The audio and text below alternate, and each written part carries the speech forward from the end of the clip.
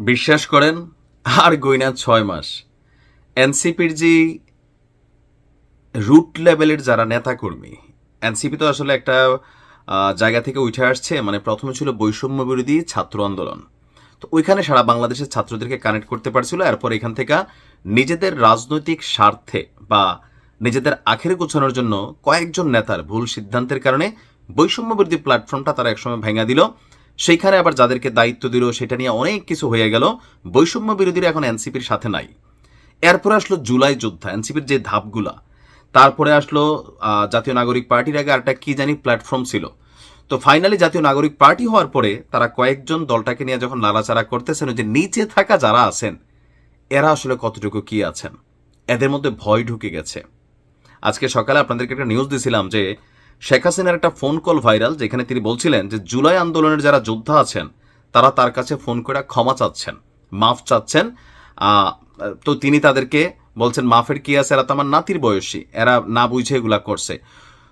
এরপরই কাকতালীয়ভাবে হঠাৎ করে যেটা হইলো, একজন দুজন না, 500 জন জুলাই যোদ্ধা, আপনারা স্ক্রিনে যাদেরকে দেখছেন 5 শতাধিক জুলাই যোদ্ধা তারা গিয়া ছাত্র দলে যোগ দিয়া বসছে। কারণ কি, এনসিপির ওই হাসনাত, সার্জিস, নাহিদ 5-7 জন ছাড়া লোকাল এলাকাতে ওই এনসিপি পরিচয় দিয়া বা জুলাই যোদ্ধা পরিচয় দিয়া কেউ যদি বিতর্ক করে, অনেক জায়গায় কিন্তু তারা নির্যাতনের শিকার হয়। আওয়ামী লীগও মারে, বিএনপিও মারে, সুযোগ পেলে জামাতও মারে, বিভিন্ন জায়গায় এগুলো হচ্ছে। এখন দিন শেষে তাদের জন্য তো একটা টেনশন যে ভাই ফ্রন্ট লাইনে চলে আসছি, লোকালি চিনা গেছে, আওয়ামী লীগ কখনো ক্ষমতায় আসলে কই যাব। এনসিপির যে নমুনা নেতারা নিজেরাই পয়সা টয়সা কামাইয়া তারা দেশ বিদেশ ছেড়ে চলে যাবে, আমরা কই যাব। তো দিন শেষে তারা ছাত্রদলে যোগ দিচ্ছেন। আমরা দেখলাম যে লালমনিরহাটের হাতীবান্ধায় বৈষম্য বিরোধী ছাত্র আন্দোলনে অংশ নেওয়া 5 শতাধিক সাধারণ শিক্ষার্থী বাংলাদেশ জাতীয়তাবাদী ছাত্র দলে যোগ দিয়েছেন। গতকালকে উপজেলা অডিটোরিয়াম হলরুমে আনুষ্ঠানিকভাবে তারা ছাত্রদলে যোগ দেন।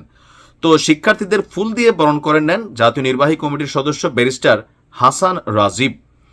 তো বৈষম্য বিরোধী ছাত্র আন্দোলনের নেতা আবিরের বক্তব্য, আমরা শহীদ জিয়ার আদর্শের সৈনিক, দেশনেত্রী জিয়ার হাতকে শক্তিশালী করতে এবং সাধারণ শিক্ষার্থীদের অধিকার প্রতিষ্ঠার জন্য আমরা ছাত্রদলে যোগ দিয়েছি। আর সেখানে সবাই তাদেরকে স্বাগত জানিয়েছেন।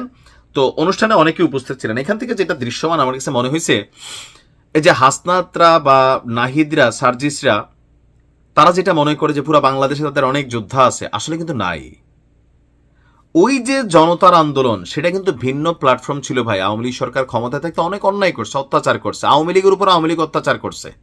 তো ওই জুলাই আন্দোলনে এক একজন এক এক কারণে মাঠে নামছে। নামার পরে আন্দোলনটাকে মাস্টার মাইন্ড, কে এখানে জরুরি, কে কি, ক্ষমতা টমতা, গাড়ি, বক্কর চক্কর, বন্যার ফান্ড, এগুলোতে কিন্তু সব আউলাই গেছে, সব আউলাই গেছে, গ্রহণযোগ্যতা হারাই ফেলছে।